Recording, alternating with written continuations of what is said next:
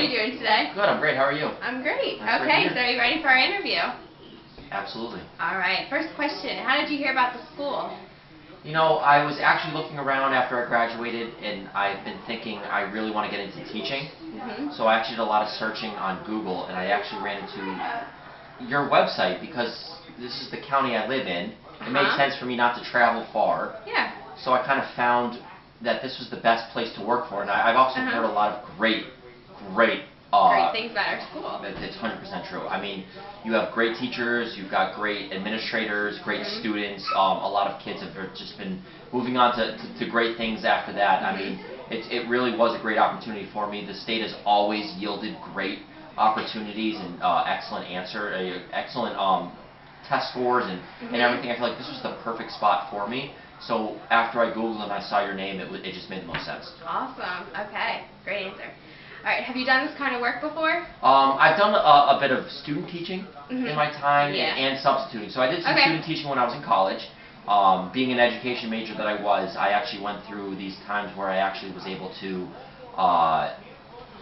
go out to the schools in my area and do some student teaching. You did do full-time student teaching? Yeah, it was, and it was really beneficial on my part. It really got me experience and ready to go for the next level. So actually, after I graduated, I was able to do substituting for 2 years. Oh, wow. Yeah, so I was able to substitute, really see what it was like. Experience. Yeah, exactly. So, I mean, I got to find out exactly how it worked, but not from a student perspective.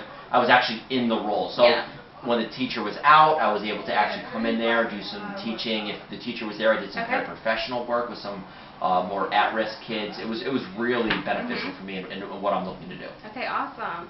All right, so I'm assuming you have a degree. So what other qualifications do you have? Do you have any certificates? I do. I actually have 2 licenses. I got, well, it's 1 license, but a couple endorsements with it. I actually have a degree for K-6 elementary, and I also have the ESOL, so I can actually English speakers of another language. It really is beneficial, exactly. Especially, there's a lot of kids in this area, especially the D.C., Baltimore area, where there's a lot of kids coming in. They don't all speak English. They're coming from other states or other areas. Their families, it's not their first language. I'm actually able to really talk to them and work with them, and they really understand what I'm going through. So it really does make no sense. Awesome. Okay. Do you work well in groups? Because our teachers, they work in groups a lot. Oh, you need to. Yeah. Okay. That's what I've actually learned a lot in my job, or from substitute work as my job and in schools. Collaboration is the key word we always use. Okay. If I'm not able to work well with others, what's the point of me in this job? I mean, teaching is all about collaboration.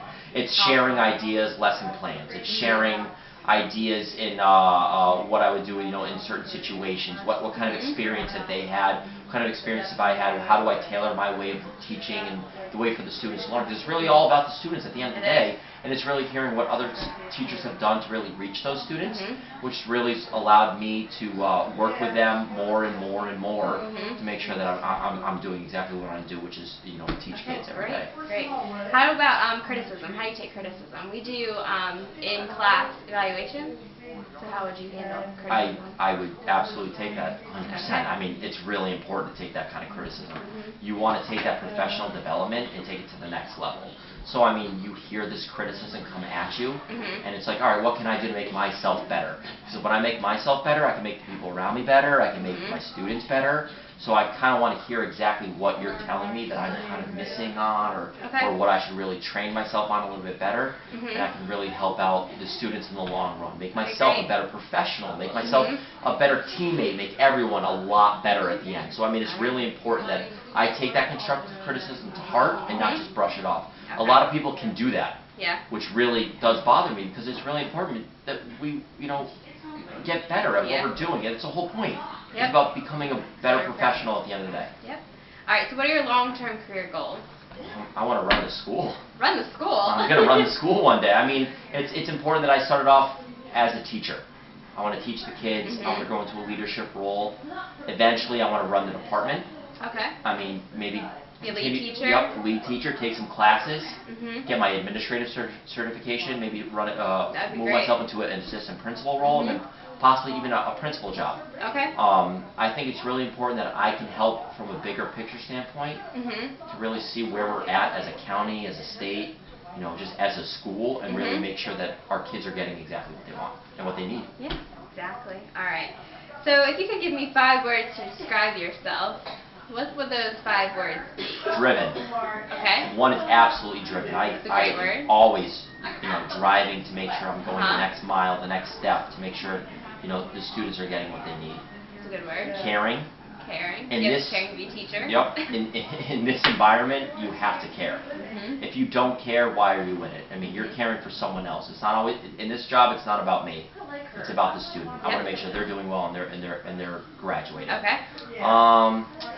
Driven, caring, collaborative. Mhm. Like I said Good before one. in my recent answer, collaboration is really important. I want to work with other students. Mhm. I want to make sure that, or other teachers, shall I say. I want to make sure I'm working with them, making sure I'm getting their ideas, pulling it with my own. I'm Okay. sharing my ideas at the same time. It's really important. I would say driven, collaboration, caring, excited.